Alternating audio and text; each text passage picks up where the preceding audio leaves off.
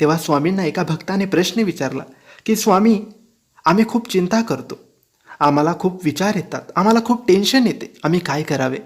तेव्हा स्वामी बोलले की टेन्शन घ्यायचं नाही, हे आयुष्य तुम्हाला एकदा मिळालं आहे, म्हणून हे आयुष्य बिनधास्त जगायचं. आपण कुणाचं वाईट करायचं नाही, कुणाचं वाईट चितायचं नाही, कुणाच्या मागे वाईट बोलायचं नाही, फक्त स्वतःशी प्रामाणिक राहून जगायचं. काही कमी पडत नाही आणि फरक तर अजिबात पडत नाही.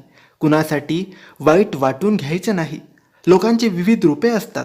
सकाळी गोड बोलतात आणि रात्री कुणी काही डोक्यात भरवले की तोंड पाडून बसतात किंवा कुठल्या तरी लहान कारणासाठी नाराज होऊन बसतात, ज्याच्याशी तुमचा काही संबंध पण नसतो. आजकाल लोक देवावर पण नाराज होतात. तर तुम्ही कोण? म्हणून कधीच टेन्शन घेऊ नका, नाराज होऊ नका, कारण हे आयुष्य तुम्हाला एकदा मिळालं आहे. उद्या काय होईल